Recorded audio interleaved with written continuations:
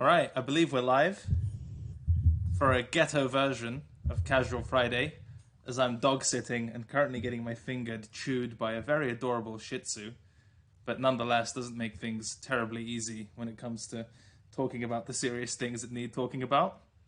But under the convenient cover of Casual Friday, I'm going to do my best as this dog growls into the microphone. Yeah, are we live? Yep, we are. And audio video is acceptable, visible, intelligible. Yep, looks good to me. Okay, sweet. So, first things first, thank you to Blockfolio for sponsoring Casual Friday. Market's down a little bit, and you know, Don, I've kind of reverted to the basic strategy of telling people to check Blockfolio if the market's green, and then when it's red, telling them to prepare to buy shitcoins for their families at some point in the near future, maybe. But the whole benefit of, you know, there's a feature where you can just hide the amount that you've lost, and I feel like in recent times that has been a super, super useful feature. But jokes aside, I think it's probably the best way to onboard crypto. I mean, if my family could do it, I'm sure most would be able to. Stocks, stablecoins, altcoins, Bitcoin, ETH, all the good stuff you want. Check out our friends at Blockfolio. It's probably the only mobile crypto app that you want/need. And there's no leverage trading on there, so some of us might actually make it. That's all for that. On a quick sort of ranting note, we wanted to have an episode. Oh my god, she's really going hard at my finger, you know. We really wanted to have an episode of the podcast uploaded yesterday or today to kind of fit in the Friday slot. But we've had some pretty terrible luck when it comes to podcast guests. This is a topic that I'm at great risk of kind of getting pretty mad/ranty about. And I know I don't have all the grounds to do that because obviously, as the argument goes, you're never entitled to anyone's time, right? And that's completely valid. But while I mute my mic and deal with this dog that's biting my finger, do you want to kind of give some context as to the unfortunate scheduling issues that we've had? Yeah, I can. I mean, basically what's been happening is that either guests get sick or just forget about it, or, I mean, the market moves so much that they can't come on. So been a little bit of a frustrating kind of time getting people booked.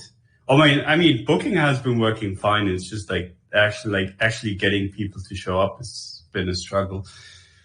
But I mean, it's what it is. The thing with crypto is like everyone's doing it. Like most of the people that are doing it are either like super rich or just don't give a shit anymore. Like they don't have to hard try. So it's kind of like getting people like that to come on something scheduled is really hard. And I mean, I get it. I do the same thing too, right? I don't want to be tied down to anything, but it's a little bit frustrating. Yeah, I feel like we're a pretty good offering though, overall, right? Like, decent sized audience, we prepare our shows kind of well in advance, research, ask good questions. If you missed the episode with Ledger, be sure to catch up on that one. It's nice to get him to flex his gigabrain muscles. But anyway, complaining aside, we'll do our utmost to get you an episode of the podcast up next week.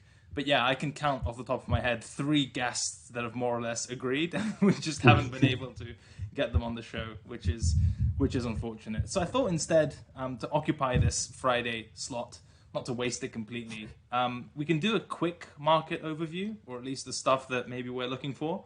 And then I've got a bunch of tabs open for like news, headlines, potentially interesting things to discuss as they're developing, if that sounds cool. So on the Bitcoin side of things, it honestly just looks like we're going to get another weekly close above the range low. Closing below that 35K midpoint level would be unfortunate because it would simply suggest that the bounces from the range low are getting weaker, right? And if you're not buying like the very, very low, there's very like little follow-up to catch in the middle of the week because it just tends to crawl back down to the range low into the weekly close, which is tricky, right? And one thing I at least have in the back of my mind is I don't want to be caught in a 6K type of situation, where you've got like a really clear level of support. You keep buying it because you get quite reliable bounces from it, and they don't have to be massive bounces to be worth trading, right? Even on an intraday basis, as long as you get something, even just a couple of up days, that immediately becomes worth it. But obviously the risk becomes that, you're printing money, buying the same support over and over and over again. You become complacent as the bounces get weaker and weaker. And then one of the times that you buy it, there is no bounce and it teleports significantly lower. And structurally, that's worth paying attention to in 30K, because at least as far as my chart, higher time frame stuff goes, oh my God, you crazy dog. As far as my stuff goes, there's really not much between basically 30K and 20K, right? So I don't want to be trapped in this kind of middle zone where I suppose the all-time high breakout started, because I really don't think there's any structure there to slow things down. And if we consider that the market's been consolidating for like 4 to 5 weeks, when you get a volatile break from like a multi-week or even multi-month range, you expect the move to be pretty big, right? So I simply don't want to be caught on the wrong side of that. And a weekly close below the midpoint, so below 35K, would sort of point things in that direction, not in the breakdown direction, but rather that the bounces from support are getting weaker and weaker. I mean, my plan for this week was I was still open-minded towards buying a nuke into that range low. The intraday level I had was basically around 32K. I'm still open-minded towards that as long as it happens next week, because I didn't bring my 2FA key to my sister's place while dog sitting. So if the market nukes and bottoms and bounces, I'll certainly be a little bit upset. But yeah, that's kind of what's on my mind. It seems the bounces are getting weaker. You can even see on the intraday time frame. The range midpoint was just a really nice previous support, turned resistance. We had a break above it, which looked pretty decent. And actually, the daily close took place above the range midpoint as well. I thought that would be a decent signal of continuation towards the range high. But honestly, the market was just so weak. We had this overnight, I think, dump through the range midpoint. You can see it did that typical pattern where it breaks above, no acceptance, above the level, straight back below and finds resistance in the original spot. And that just kind of sucks, right? If the market's bullish and if a range is bullish, you shouldn't really be finding resistance at the midpoint. Like, you get buyers at the range low, you expect the range high. And when you're getting bearish price action in the middle of nowhere, it's just a bit of a lackluster sign. So that's kind of the only thing on my radar. Still the same range, kind of 32K range low, with wicks being in the kind of 30K area more or less. I've got 32 as an intraday level. 35K range midpoint is where you don't want to see resistance if you're bullish, but that's kind of the nearest level we have, given we faked out above it. And then obviously the top of the range, 38, 40K, not really taking anything for granted for the time being. Don, do you either want to use this chart, screen share, whatever? What do you think of Bitcoin? Yeah. One thing a few people in the chat have been mentioning is that I'm much louder than you are. So can you kind of turn me down a little? I will turn you down, yes. Nice, thank you. Yeah, let me screen share real quick.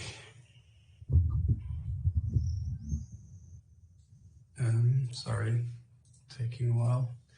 Okay, here we go. So I'm kind of in the same boat as you are. I mean, this is pretty uninspiring TA-wise. I mean, it just looks pretty damn shitty to me. Had a breakout here of a break back into the range, and that didn't materialize, didn't do anything.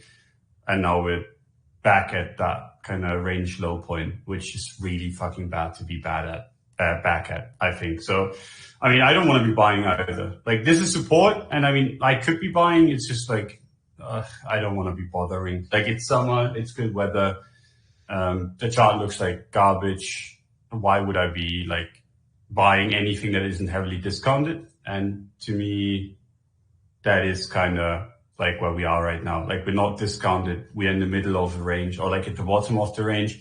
But like, if this discounts, like if this breaks to the downside and then like starts liquidating people, I'm down to buy again. It's just like, in conditions like this, I only want to be buying discounts. And I don't feel like I'm getting a discount here at 33K, even though like the price might be low.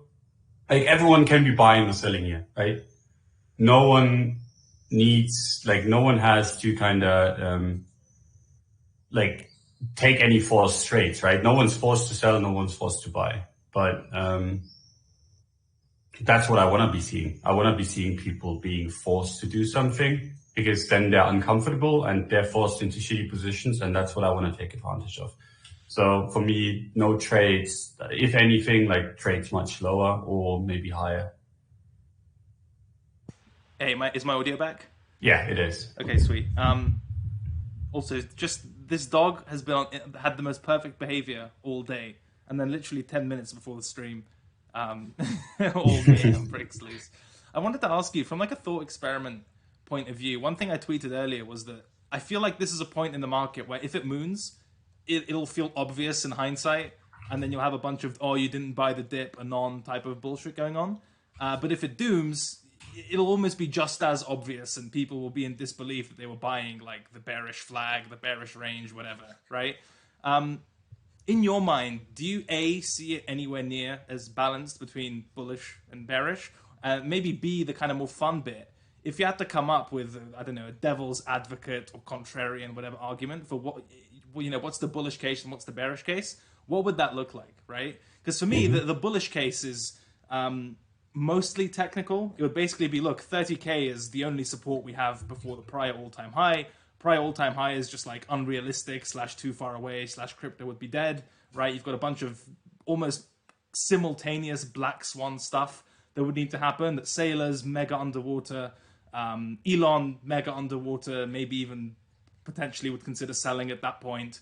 Then the regulatory crackdowns both in China and on Binance would have to be like worst case scenario. Like a lot of really bad stuff would need to happen to take us to those levels. Obviously, the bullish case is that, we've already nuked way further than you normally get if the market's positive.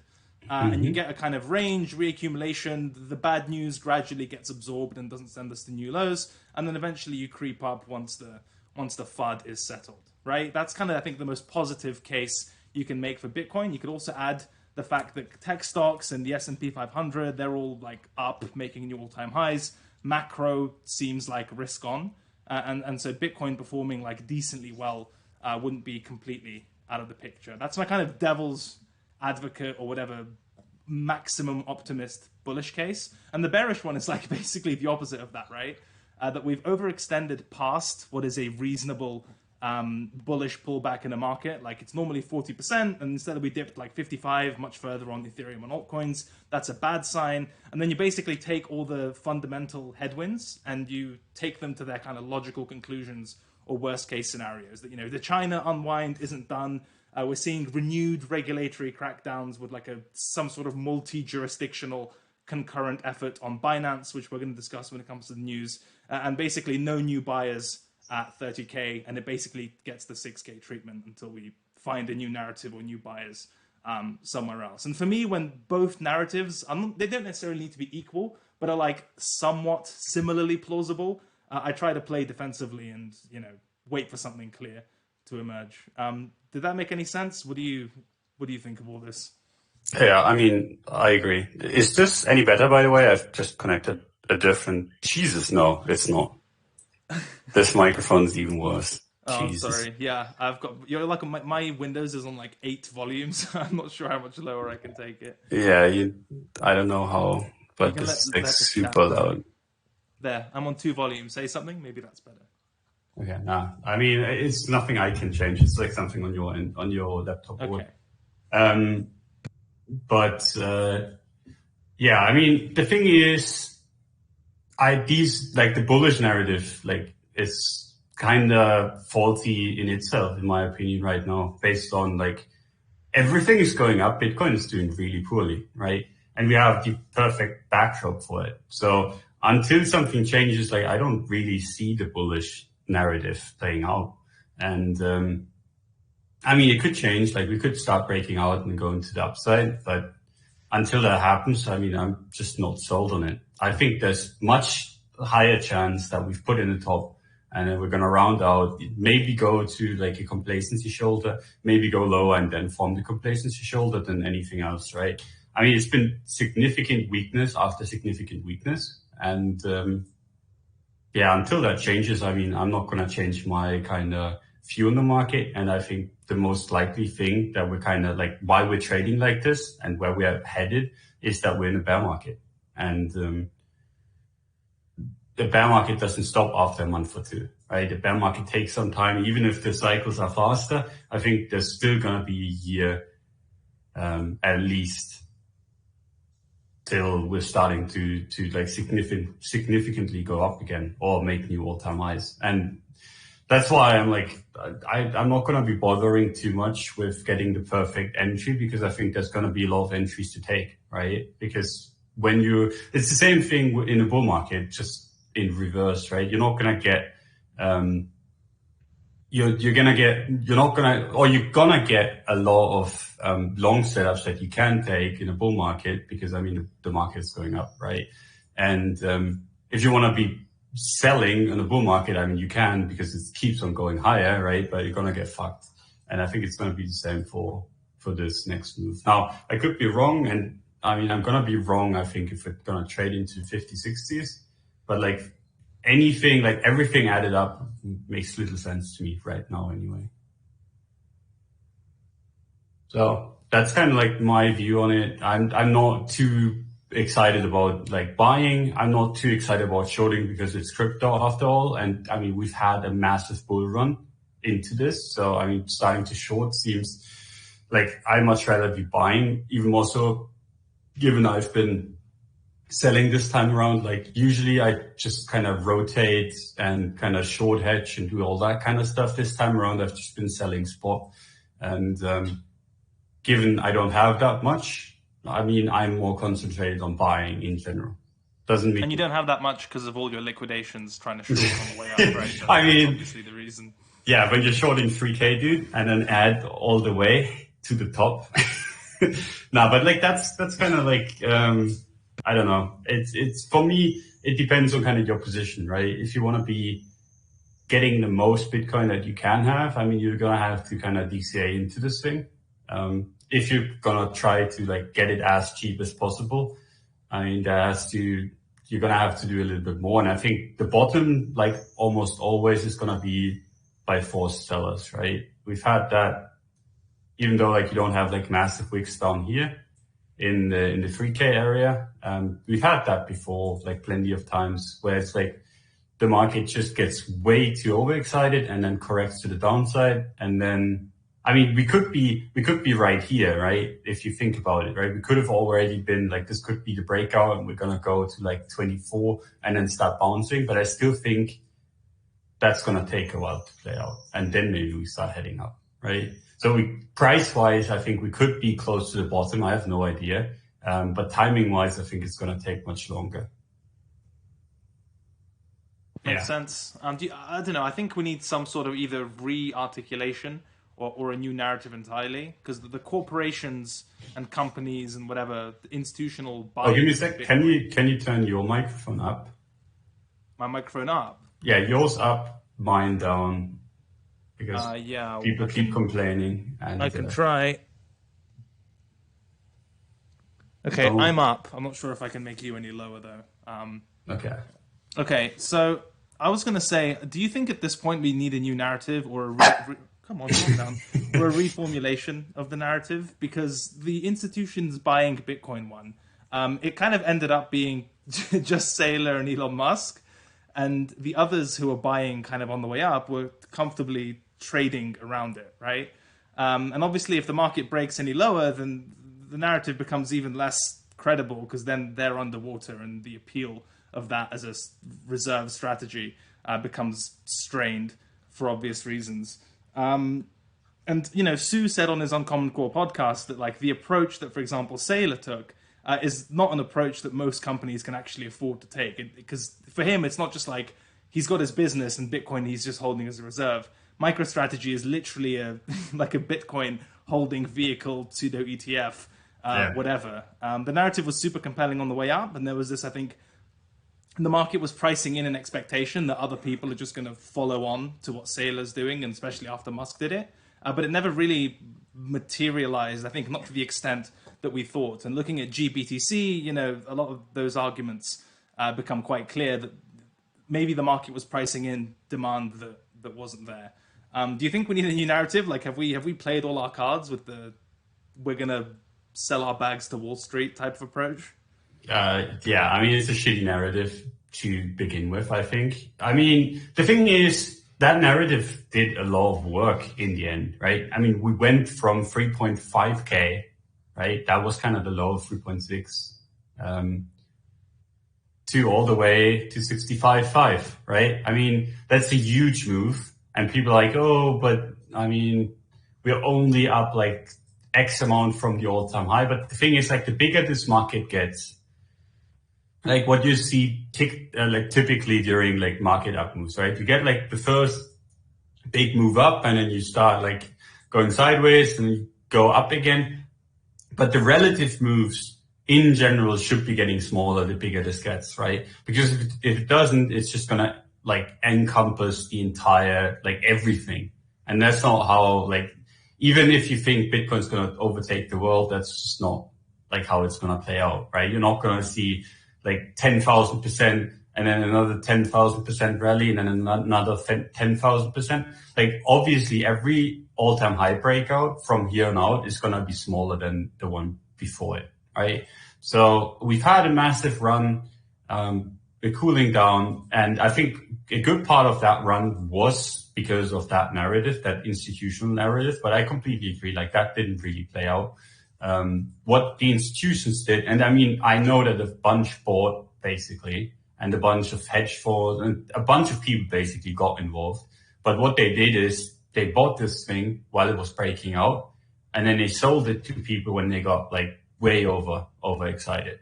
And I mean, that's kind of what I'm expecting in general. Like this market moves up, you're going to see people start selling, and it starts going down, you're going to see institutions start buying. And I don't think they're going to be investing for the long term, most of them anyway.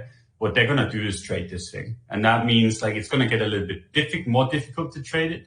And I think, expectations have to change, because like most of these guys, like the one meme that I always heard was like, this hedge for this and this person bought in and they're in it for the long term. Why would they be buying this if they're not going to hold it for like 10 years? But the thing is, right, they're buying like normal stocks and then it goes up 15% and they're happy, right? And then imagine them buying at 10K and Bitcoin goes to 60K. I mean, at that point, like most people that are in other markets are going to like say, okay, this is bubbling, even more so when they've just entered for the first time. I'm going to get out, right? And I mean, a bunch sold at 20, 30, 40, 50, 60K.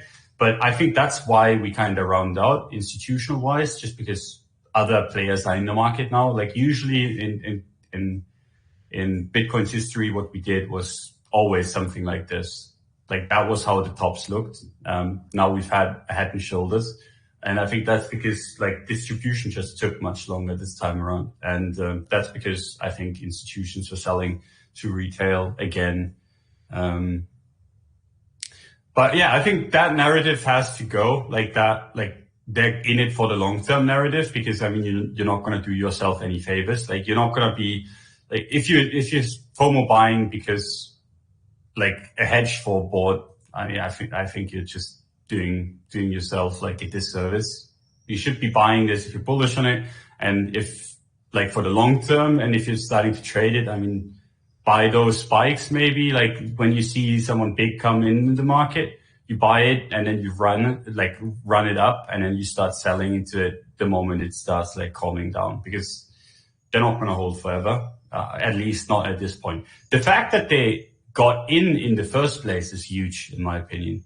Like that is not something to be discounted. It's like, you know that there's a bunch of people looking at this thing and knowing that there's a bunch of money to be made, right? So I don't think you're going to get like crazy, like something like this is probably not going to happen again. Like the March crash in 2020. I think there's a very small chance of this happening again, at least as long as the traditional markets don't do the same. And I think the traditional markets are probably not going to do the same as well. So something like that, very unlikely, but a wick to like quite low into the 20K seems likely to me. So yeah.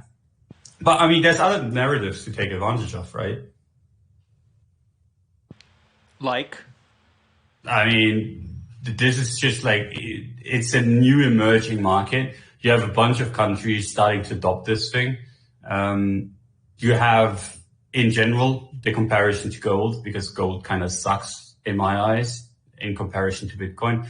The problem with that narrative is that, I mean, gold sucks, So if you're, in my eyes anyway, so if you're comparing it to Bitcoin, I'm going to say Bitcoin's better, but that's not going to do Bitcoin any favors because I think gold's a pretty shitty investment. So if it's like, if it's a tiny bit better than gold, I mean, that's not going to do me good because I wouldn't be buying gold in general. So it's kind of like, there's a bunch of narratives that can come out and that will come out if this thing starts turning around. And, until then, I mean, I'm fine with waiting.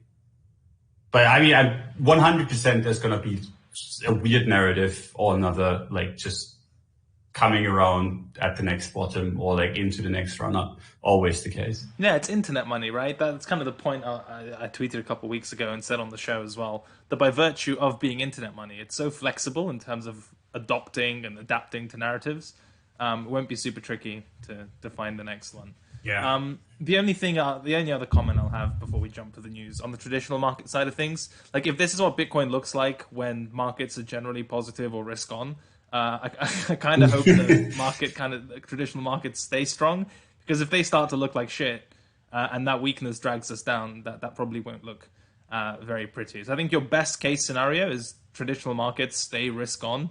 And crypto builds a bottom somewhere and joins the party. Because obviously, after the crash, Bitcoin was kind of slow out of the gates to catch up. I remember I was memeing with you on Casual Friday saying, hey, look, since the March crash, the S&P set a new all-time high, so Bitcoin's setting one next. And that happened eventually, just went, felt like it took its time. So that's, another thing to look out for. I've got a few headlines open.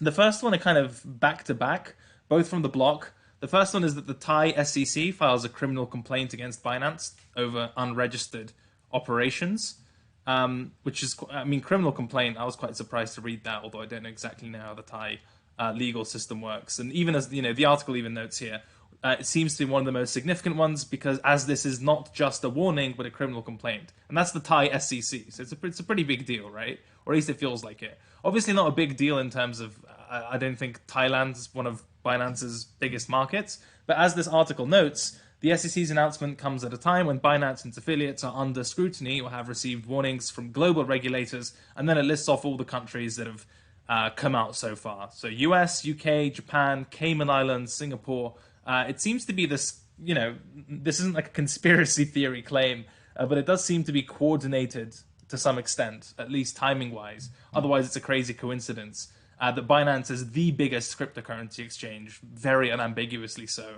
And around the same time, all these countries where it operates and some of its biggest bases, including the US, UK, and so on, are starting to clamp down a little bit. What do you think of this news?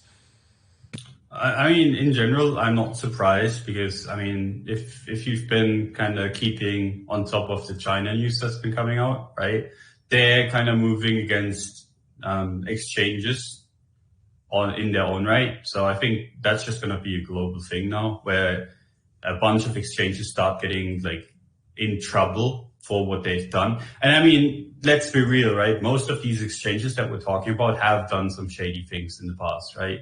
Binance didn't start out too well. They basically, most of the exchanges that exist in the crypto space, what they did was they did some illegal stuff to bootstrap it. And then Allegedly. Speculation. I was just about to say that. Yeah. That's just like kind of like most of the time projects in crypto, how they start out. And I'm not saying it's for every single one. And I'm not like calling anyone like out directly, but how crypto stuff in general works out is that you start something and then you get funding via like an ICO or like an IPO or anything really. And then what you do is you kind of start kind of polishing your image and start doing like stuff by the book after you actually have become turned into something bigger. And I'm not surprised that we're seeing like some countries kind of take note of that and move against it. Now, it's not bullish, I think. Like a lot of people have been kind of weird about like the bullish bearish thing whenever like news like this come out. Like the Chinese, the miner stuff that came out of China, people were like, okay, this is bullish because the hash power has been concentrated in China for too long. which I don't agree with, right? I mean, if you're short term, like if you're long term looking at this thing in like the scope of the next 10 years, then maybe, right? But in the short term, that just means that regulators are looking at this thing, and the moment one country looks at it, other countries are going to look at it too, right? And that's what we're seeing with this move, like with this recent move. Now you could be saying, okay, this is coordinated or not, doesn't really matter, right? But the moment a country looks at this, even more so when it's a significant one or like a bigger one, other ones will take note, right? And we've seen that. What was his name again that commented that China is banning cryptocurrency, so they should too in the US just like a week ago? Was it Brad Sherman? Yeah. So, I mean, it's like, that's kind of how these things work, right? Someone gets a hold of anything in this globalized world, and then other people are going to jump on board. So I don't think it's bullish. I don't think it's necessarily like good for prices in the short term. I would prefer, honestly, like if we had more choices in the exchange space, if it wasn't so centralized towards like, I mean, Binance is the biggest player. I would prefer having like a few alternatives. And if this leads to it, I mean, I'm all for it, right? It's not going to be pleasant to go through this if they're going to put the clamps on harder. And I have no idea how hard they're going to do it, because I mean, it's just like, it's recent news. It's really hard to kind of judge how hard they're going to go.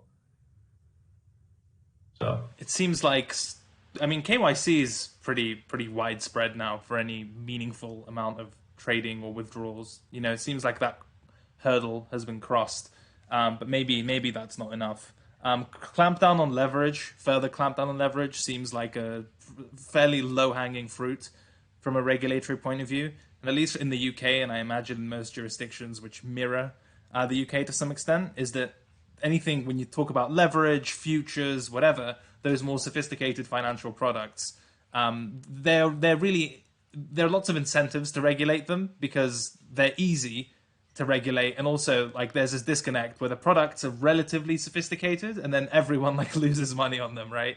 So you don't need to make a super complex argument to bring in those types of restrictions. I mean, you know, maybe the crypto native version of the world comes to fruition over the next, I don't know, 2-3 years, where we're doing most of our trading on like Ethereum or like decentralized derivatives and DEXs and all that type of stuff. You never know, right? Yeah. It's a decent bull market catalyst, though, especially for shitcoins. Like, we wanted to discuss that with one of our guests, that you and I spoke about how you had Ethereum be super bullish, and then DeFi, basically bull market 2.0, which is just like Ethereum, like DeFi was just built on Ethereum, and it was like a very easy trade or rotation if you caught it on time. And now, although the market conditions aren't as positive, there's like a similar thing going on for Solana, right? It's like, well, we had DeFi on ETH, but Solana's like built to scale, and we're going to pretty much build many of the same applications on Solana, except they're going to, you know, it's supposedly the argument goes that Solana's a better fit, the better layer one for DeFi to be built. So, you know, if the market were bullish, and you and I discussed this privately, it's like a hilarious some sort of weird macro double bubble scenario where if you missed the ETH bull run and the DeFi bull run that was built on top of ETH, you just get the Solana bull run again, and then the DeFi built on Solana. You know? Yeah. I mean, that'd be sick. I'm not entirely sure if the market is going to be so kind, but if it does, I mean, don't ruin my dreams. Okay, I need to make it. I mean, I'm down to do it. It's just. For me, it all hinges on Bitcoin. And I mean, I know that you agree. If Bitcoin kind of goes down, we're going to see altcoins discounted, right? And if Bitcoin goes up, there's a good chance that at least the USD prices are going to go up on the altcoins as well. So, yeah. That seems to still be in place. I think a lot of people have still been burned by the decoupling, whatever decorrelation or dispersion argument. But it's certainly come back in line over the past few weeks. The next article I've got open is about the Bitcoin Mining Council. I saw Nick Carter refer to it, I don't know, semi-jokingly, as maybe the next civil war that you're going to have in Bitcoin, which is, I mean, the council generally, but also just energy mixes and data collection, how significant it is, whatever. A lot of Bitcoiners don't like the idea of there being a Saylor-led, or I don't know what exactly his role is, but that's the first time. I mean, I suppose he's the figurehead to some extent, because I wouldn't have heard of Bitcoin Mining Council without Michael Saylor. And I suppose the cynical version is that this was built in response to all the ESG concerns that were being raised, and maybe more specifically, Elon's energy concerns, which people are particularly hung up over because of the understanding that his articulation of the problem caused the market to crash. Now, you and I kind of both disagree about that exact chronology of events, but it's no secret that like Elon's view of Bitcoin's energy cost is something that Bitcoiners aren't happy with, and maybe some of them even see it as a threat to Tesla's like corporate holdings. I mean, he kind of wound down accepting, I think, Bitcoin payments for Teslas because he wasn't comfortable with the kind of carbon, like the energy breakdown that Bitcoin mining uses. So anyway, the whole point of this council is to, collect data, encourage transparency, and quell the FUD when it comes to Bitcoin's carbon footprint and energy cost, etc. So the recent controversy is that the first kind of, I suppose, as it says here, released its first round of estimates for the energy mix used by the Bitcoin network, and they came to the number of 67% sustainable power mix, and that the global Bitcoin ecosystem uses 56% sustainable energy, right? Mm-hmm. Now, a lot of people, including some mining analysts, like I was listening to Zach and Larry discuss it, they're not particularly happy with the methodology. And specifically, one of the arguments is that, you've got like a massive historical mining migration and hash rate migration out of China. And as a result, you'll obviously also have like an unprecedented difficulty adjustment when it comes to Bitcoin mining as well. So the argument is essentially, if you're looking at the current period to inform your data, or as any form of sample size, it's like the most unrepresentative period of time you're going to get, right? Because everything's so crazy, moving around, and historical this, historical that. What do you think of the Mining Council? Have you followed this news at all? Also, I need to grab this toilet roll out of my dog's mouth. I mean, I find it a little bit absurd, really. I mean, we've had this before where miners start colluding, and it's never ended well. Now, this doesn't seem as kind of nefarious yet, but I mean, it's a weird time where we have like Saylor head something like a mining council while he's not a miner. And I don't know, like, why would he be like the guy that's kind of making decisions anywhere on that front? Because he has like, one, he has no experience, and two, I mean, like, he's not a miner, right? He's just someone that invested a whole lot and is now kind of like starting to freak out.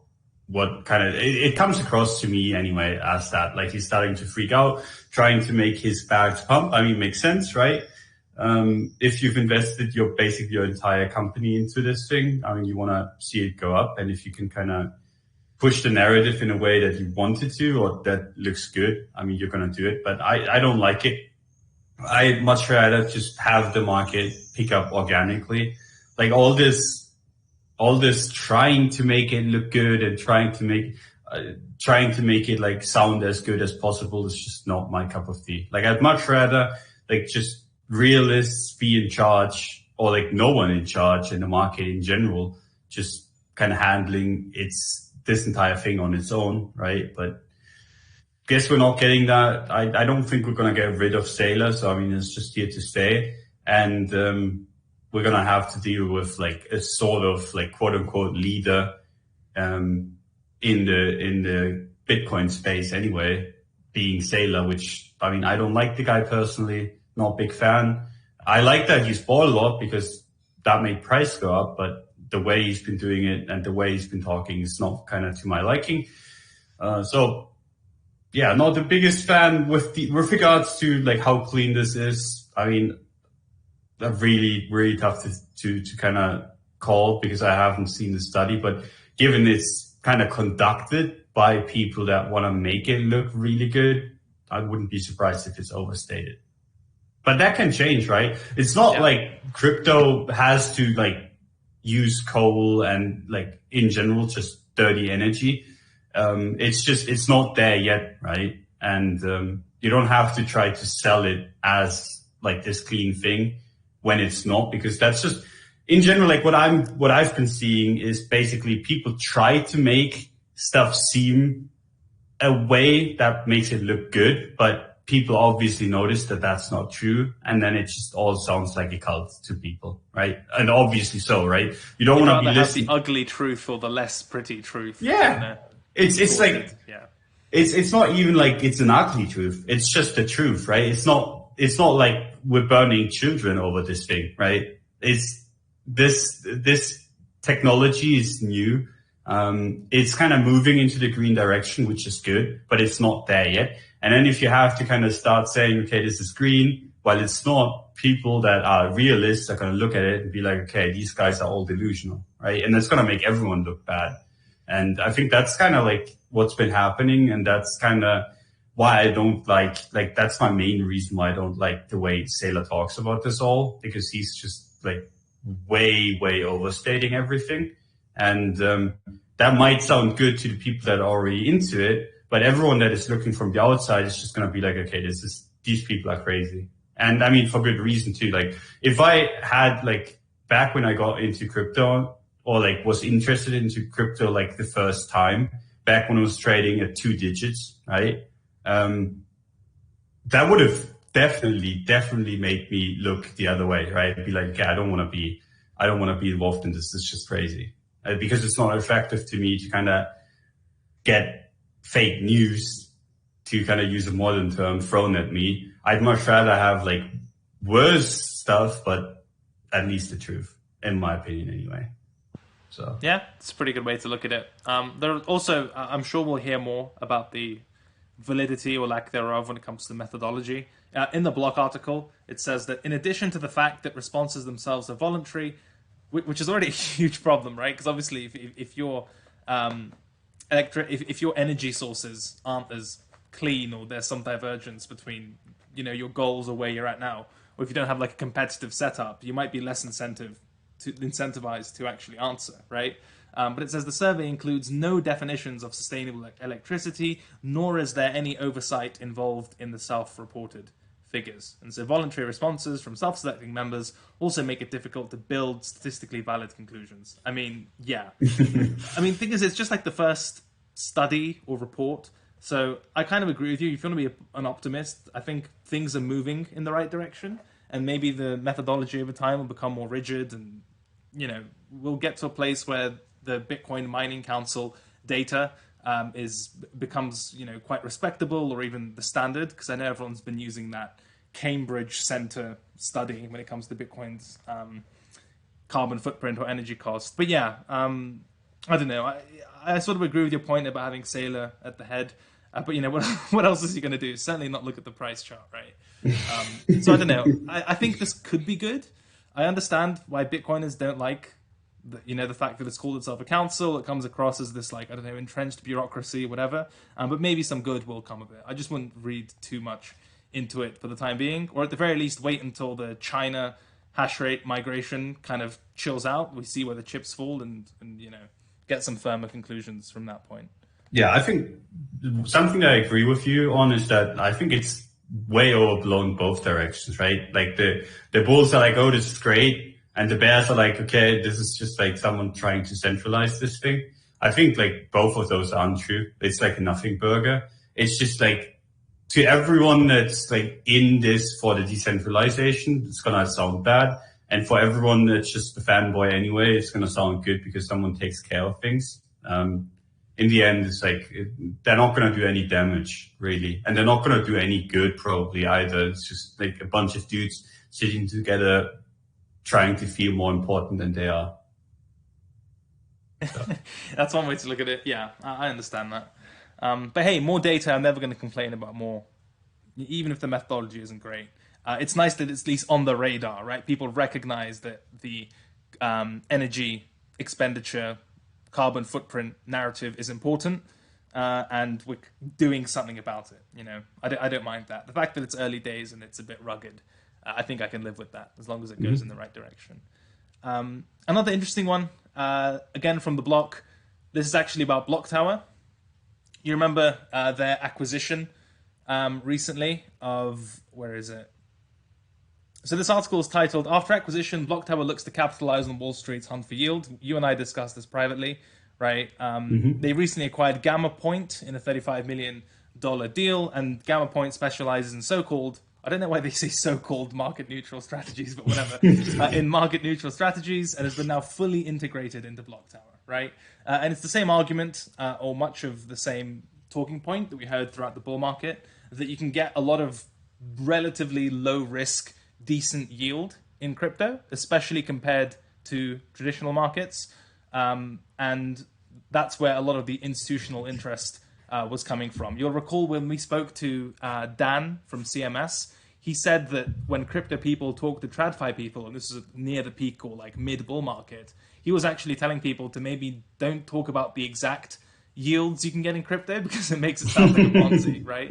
I don't know if you remember that, but he literally said, like, you know, maybe take it in half or downplay it because otherwise it won't be even believable to those traditional finance guys. And as the article notes, it's like a low yield environment in traditional markets anyway. So one thing which I find interesting here, I mean, hunt for yield. So there's this middle bit which says the plan is to continue to expand the fund strategies, which can span DeFi yield farming to capitalizing on basis funding rates, right? So it's like DeFi as a place to get yield, the funding rate trade, which we've talked about a million times, and all of, you know, that's just a couple of the sources for this yield. Now, the immediate kind of potential red flag or risk that comes to mind is that already a lot of those sources are like down quite a bit, right? So the basis trade that's being referred to, especially when it comes to funding rates, that's a quite tricky one in comparison to where it was just a few months ago, because, you know, at least on Bitcoin or the really big liquid instruments, funding has been either flat or negative for quite prolonged periods of times. And if you look at the futures curve, a lot of those premia have really tightened up, if not disappeared. We know the GBTC ARB trade is unavailable, given GBTC is trading at a discount, and I don't see an obvious way for that to change. Even in DeFi, a lot of the so-called risk-free rates that you'd get like in Aave, etc., those have been getting lower. And, you know, as we've discussed with Ledger, DeFi is like super reflexive, where if the market's bullish and everyone's a speculator and everyone's long, then, you know, the demand to borrow is going to be high, and you can get some juicy yields in a relatively low risk environment just from like stablecoin pools or whatever, lending USD or stablecoins generally to people who want to speculate and be long crypto. But as we've seen over the past just like month or two, when crypto crunches, a lot of those low hanging fruit yield opportunities, again, you know, GBTC, funding rates, DeFi, whatever, that market becomes pretty compressed.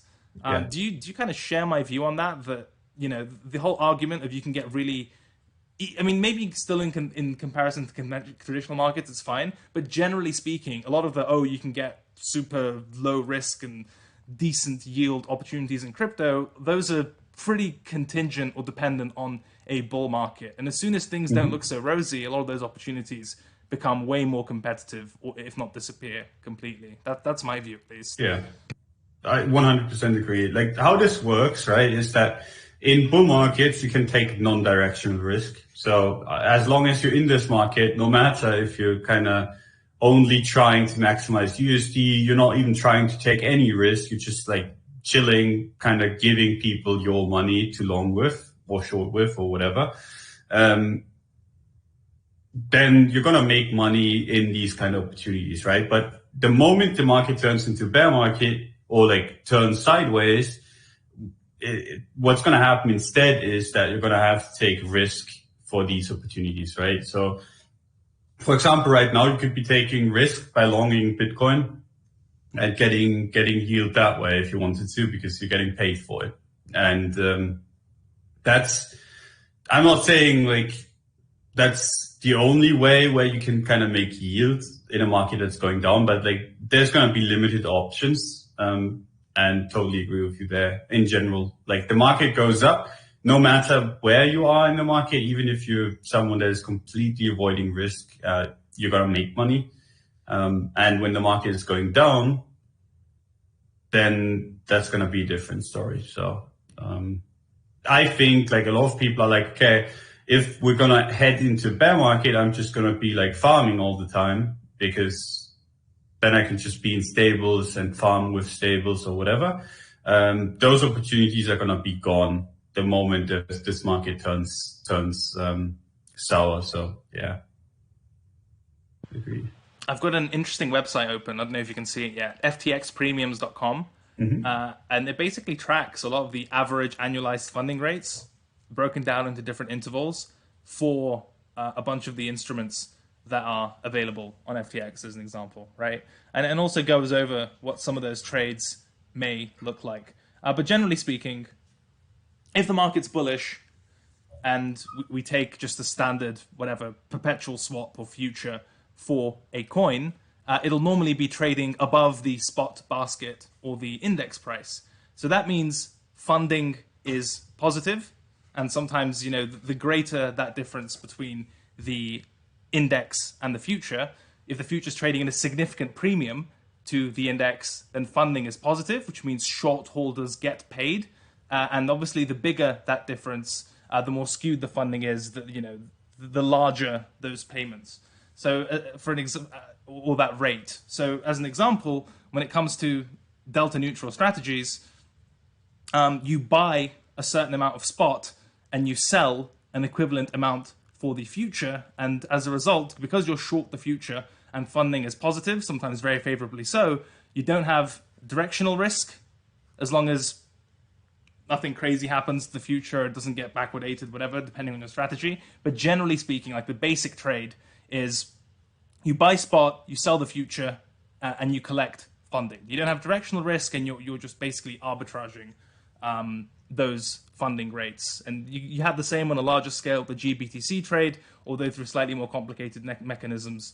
And that's the basic idea, right? That there is this premium built in to futures or whatever other products, and you can take advantage of people wanting to be long without taking a directional risk yourself. There are other risks, of course, and we saw some firms lose money when the next contract in front, like when March got backwardated, etc. But generally speaking, that's kind of the background bull market trade. And when the market's really, really bullish, those funding rates or those futures premia can be really juicy and really attractive. And certainly, multiples of what you'd be getting in traditional markets. And so this is a pretty good website to check it out.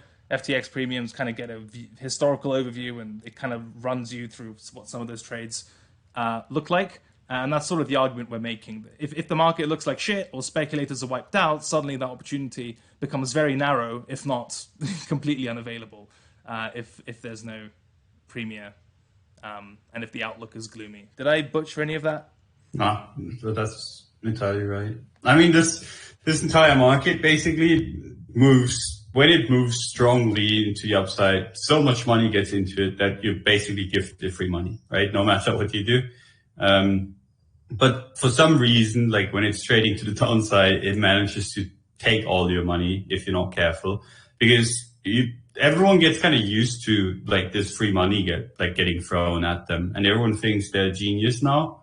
And we all know that that's not true, right? We're all kind of idiots in our own right. And yeah, I think that's not even a big difference. The bigger guys in crypto also lose money when the market goes down. Like that's just generally how this works. Like a lot of money flows into crypto. You have opportunities, like I said, in any kind of space, like be it the risky like altcoins, be it like the people that don't like to take risks, that just kind of arbitrage in between. And every single kind of point in crypto makes money. And then when it's downturning, almost all traders, almost everyone just kind of starts losing money. And I still remember like in the bear market of 2018, 2019, where we had exchanges actually start kind of lightening up on people that they had working because they were like afraid that they couldn't be paying them. So it's like, the market in general hinges on going up. That's just how it is. And the moment it stops, the music stops, and then the rug pulls until people start buying again. And then everyone suffers during that time. someone made a really funny point that you can't make a compelling argument for bullish conditions right now when Degen Spartan wins this like DeFi trading competition by having a basket of stable coins. Is he really? Yeah, he was doing some DeFi competition thing, and his entire portfolio was like stable coins. And he either won or was second or whatever, because everyone else had some allocation. I just saw his list was like 8 stable coins or something. Oh, that's and hilarious. He was winning. I didn't even see that. Yeah, I mean it's rough right now. It's rough right now. If you're trading this, if you're investing, it's rough for everyone. Besides, like the very, very nimble short time frame guys, or the people that have been trading on the short side. But the funny thing is, like most people on the short side, been losing on the way up, right? So it's kind of balancing itself out all the time. Yeah, thanks for sharing your personal experience. Dude, the last time I've taken a short is so long ago, but 12K? People always. It was ETH, I think. The last time was ETH, and I don't want to talk about where because the price, yeah. Okay. It was a while ago. It was a different lifetime. Yeah. Yeah. Also, if you've learned anything so far, find our commentary tolerable. Leave us a like on the video. Leave us a comment. It's sometimes fun to do new stuff, going beyond just chart monkey capabilities. I don't know why this is here. That's not an article. This is a spicy one. Have you seen the whole FaZe Clan thing? Oh, yeah, of course. The Crypt article, esports team FaZe Clan punishes players for alleged crypto scam. The organization denies that it participated in the alleged pump and dump scheme, but has dropped and suspended players that promoted the coin in question. So it was Save the Kids coin that FaZe members promoted, dropped in value by 90% in a matter of days. Welcome to crypto. And its website is now offline. The players had recently promoted Save the Kids, a Binance smart chain, that's all you kind of need to know, based cryptocurrency project billed as a charity initiative.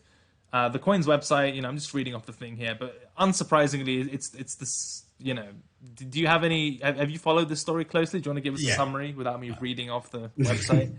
Yeah, I have. I mean, basically what happened is like these influencers from, I think it's the CSGO community, right? It's a mix. They're like content creators. Yeah, but like in general, of everything now. Yeah, but like in general, like these people, they're basically influencers, like traditional influencers, and they've been shilling garbage. Like I've looked through it. They've been shilling crypto for a while now, and what they allegedly did is they kind of got in at the ground floor on these things and then hyped it up on their social media and then started dumping into people. There's a video about like how they all did it and how it played out, and it seems pretty compelling. Not like we're not used to this in the crypto Twitter community, because I mean some of our own have been doing this and been kind of getting away scot-free. But these people, like the FaZe Clan, whatever, at least had some. They got fired basically and suspended, and I mean that's more than we can say about some of the Twitter influencers that's been just kind of like getting away scot-free with what they've been doing. But yeah, obviously bad look, right? They're just shilling garbage, pretending it's like for charity, and then they're rug pulling and starting to dump on you the moment like trading starts. I mean that's a pretty shitty look, and I mean I hope they get some justice for it, but I doubt they will. But I mean, yeah.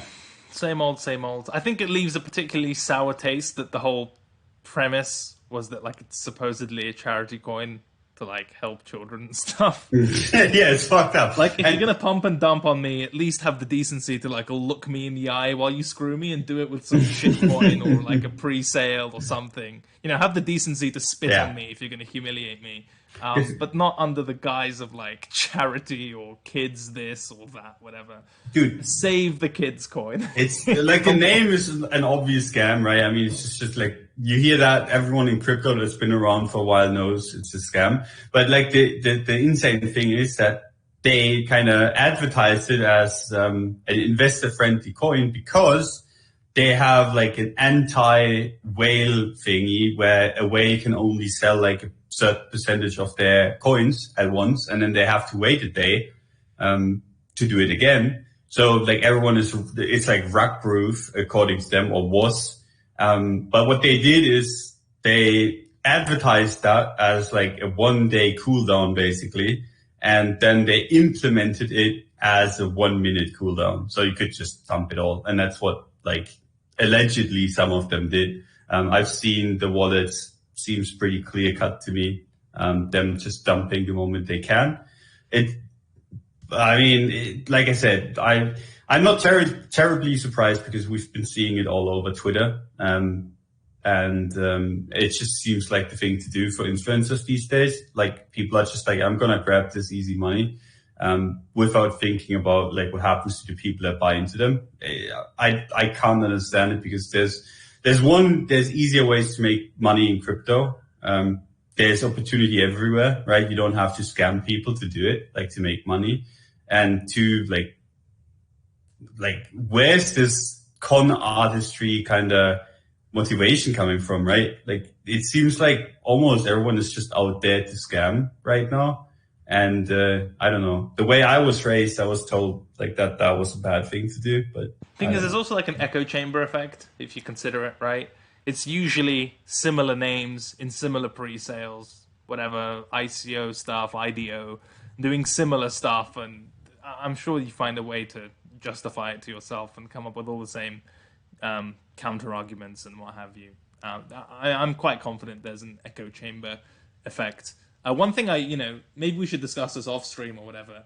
But you and I have a couple of like mutual colleagues who have a non-trivial involvement in the pre-sale space. I honestly would find it pretty interesting to get them either on like a podcast thing or on a Casual Friday, just to ask some questions as to how this thing works. Maybe there's some misconceptions. What are the motivations? How does it work from inception to the tweets and the wallets moving stuff around? I don't know. Maybe the chat, which I can't see because I'm in a ghetto setup, can let us know if there's any appetite for that. I'd be shocked if we couldn't get someone on to discuss this with us. And we probably would. We're not ones to give hugely softball questions when it comes to that kind of thing. I think it'd be a fun episode, honestly. I mean, do you think like, no, I don't think anyone would put their face out there, but do you think like anon-wise, like just maybe anonymously? I can think of a couple people who have enough confidence in their scamming. Wow. In that side of things to maybe speak on the record, but I think it'd be a cool episode. Does the chat agree, or am I just hallucinating? I think like the chat's pretty silent right now, but I think like a bunch of people would definitely want to be watching it. Okay, yeah, cool. I mean, so I'm down to do it. I mean, on the topic of, sorry, yeah, go ahead. I was going to say, what is I've got this Decrypt article, Elon dog coins. I saw you replied to him with some hilarious picture of him. But I just feel like Elon just gets bored and tweets stuff, and it just fuels his, it's like a short-term gimmick for him, and then that's kind of it. Maybe people are still holding out for like him to make Dogecoin Mars money or do something with it. I mean, maybe, but if the crypto market just kind of gasses out, which I hope doesn't happen because everything sucks when that's the case, apart from prices, if you have a longer term view. But I think if the market gasses out and he loses interest, just like 99% of people when crypto is not up only, I just don't see the Dogecoin experiment ending well in that regard. It's still something I would long in like another bull market or something for sure. But yeah, it just seems like the impact of his tweets, as you've noted, is lower than ever. Then he's like going for really low quality type of memes and shit coins, which are derivatives of shit coins, like baby Doge. I don't know where this is going, man. As I've said for months now, I've kind of got Elon fatigue. But I don't know if you've been following anything else. It's just kind of sad, man, isn't it? Yeah, I mean, it's just I don't know like why he's keeping on doing it. I think he feels a little bit bad for like getting people in this thing, and like the thing is when you shield something so hard as he's been doing, right? You kind of bet your reputation on it, because if Dogecoin drops 90%, he's going to look like the biggest asshole on the planet, right? Like everyone that bought Dogecoin because of him is gonna think he's an asshole. Everyone that hears about it is just gonna lump him in with all the scammers that have been going around, right? Because, I mean, we've seen this like phase news that we talked about just a bit ago.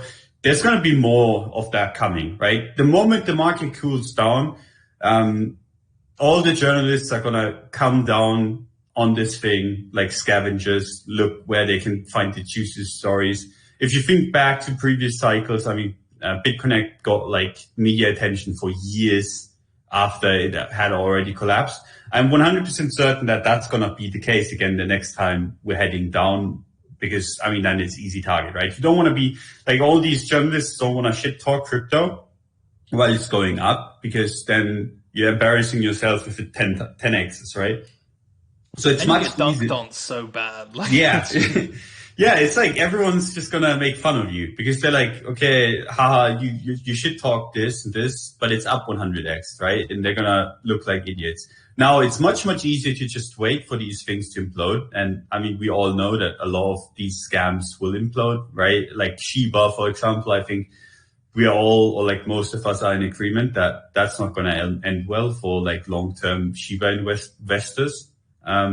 So what they're going to do is they're going to wait for this thing to go down like 80%, and then they're going to shit talk it, right? And then you're going to get like all this media attention. And I think like Elon's pretty smart as like a person. He's just like terrible on social media. So I think he's starting to realize that he's kind of dug his own grave in that regard, right? He's put a lot of his reputation, honestly, on the line for meme. And now he's just, I think like what it seems like to me is that he's just trying to make it pump so that he doesn't look like an idiot. But we all know that the moment the cycle turns against you, no matter what you do, no matter who you are, as long as you're not just buying the entire supply, you're going to get wrecked, right? It's just how it is. Like, I don't think Elon, as long as he's not deploying like serious capital into Doge, can make this thing go up if the crypto markets as a whole turn down.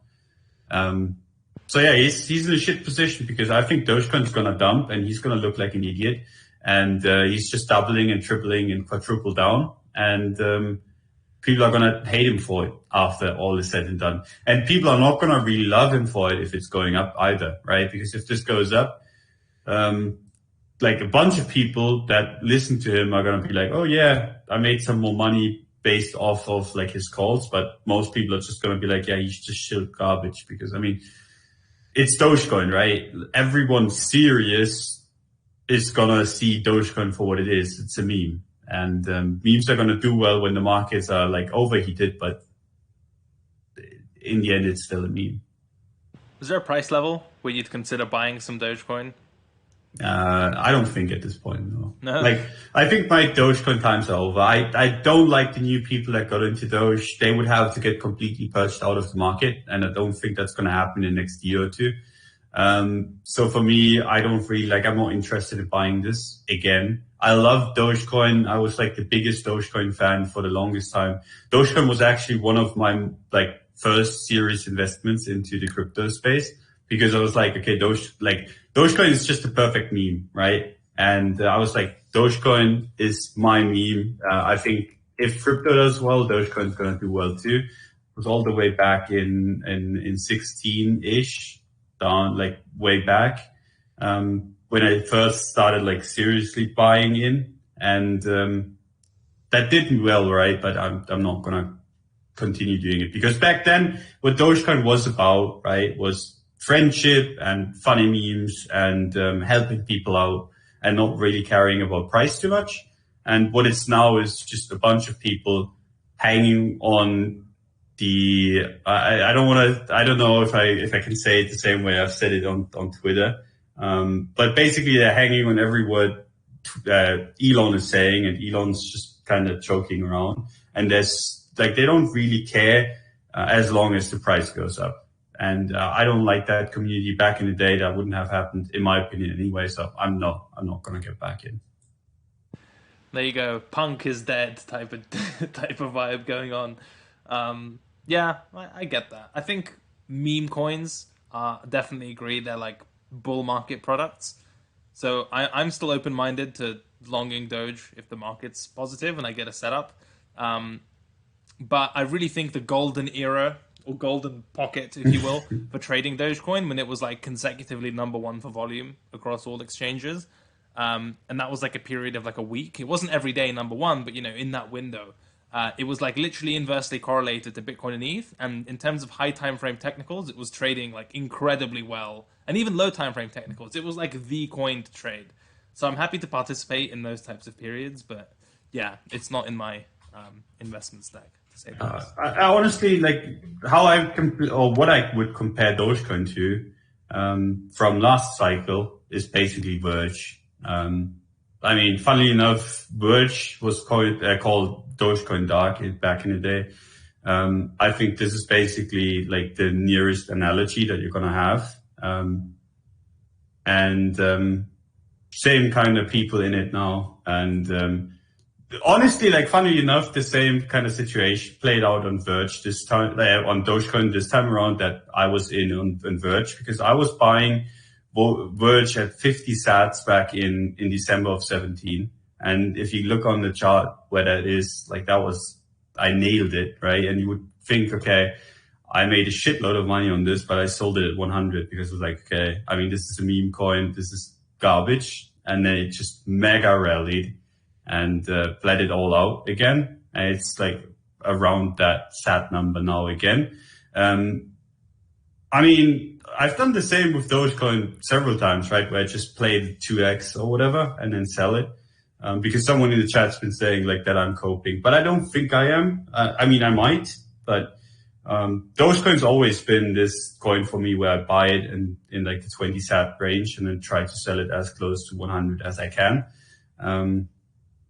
And now that there's no kind of setup, and like I said, the fundamentals aren't just there anymore. I mean, where would you be buying this, right? High time frame wise, really difficult because the next high time frame support is 200 sats to 100 sats. So it's just difficult. And at that point, right, it's already retraced the entire bull move. So what are you going to do with it?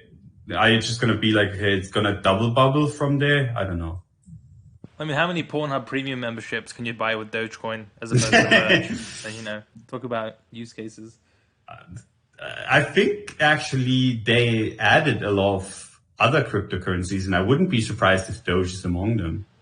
Because what is this from experience? Or no. There was this whole thing where like PayPal or whatever actually closed down, so they couldn't be paying anymore, and then they like exclusively had to rely on crypto for a bit. And it wasn't that like just like half a year ago or a year ago? Yeah, I remember you. I don't know what you're referring to. And I think like back then I looked into like what coins there were on there.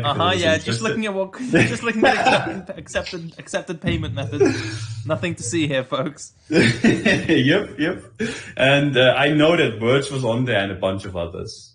But they all pay. By the way, speaking of accepted payment methods, a teen executive came on Twitter. Who's that TikTok teen executive who like had some good calls on Bitcoin or whatever? Two things that are hilarious. One is he made a sponsored crypto post on his TikTok of a coin that rugged. I think it was like his first sponsored bit of content, and the coin went down like 70% or whatever the next day. Effectively rugged, which is hilarious, like the best welcome to crypto type of thing. And the second point was this: I don't know how old this kid is. He's like maybe 14, 15, and I think it's really cool that he's interested in finance and crypto and whatever, because I certainly wasn't. But he set up an Ethereum address, and you know how you can send people kind of any ERC20 to their Ethereum address. So you can imagine our loving community sent some, let's say, creatively titled coins with words that maybe he shouldn't be using to his ERC20 wallet. So that's some content. I mean, that's like, it's funny if you think about it, right? He's like that young and he's chilling garbage and makes probably quite a bit of money on it. Is what it is, right? I mean, that's just kind of how I don't think anyone really sees his ass bad, right? Anyone that hasn't been in the space for a while, they're just like, okay, they're giving me 50,000 so I can promote like their coin. I'm in, right? That's what they're thinking. They're not really thinking about like what happens to the people that actually buy in based on like their recommendation or whatever.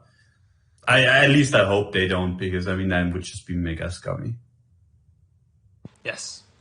Give them the benefit of the doubt. Or not, if you're a repeat offender, as most people are at this stage. Yeah. Cool. I think we've covered a lot of ground. Bitcoin, range bound, holding out, 30k floor, 30, 35, 40k. Like, that's about as simple as it gets, but the levels work, and they're pretty good. Altcoins, you want to see them go down as Bitcoin goes up, as we wrote in Technical Roundup. If you want like a strong market recovery, you want it to start with Bitcoin, and for risk to flow down as opposed to risk leading the recovery. So that's something to bear in mind. On the fundamental side of things, still have exchange/regulatory crackdowns. Not sure where the bottom is in terms of China FUD. The good news is that those bearish headlines are starting to get absorbed a bit better than they were a few weeks ago.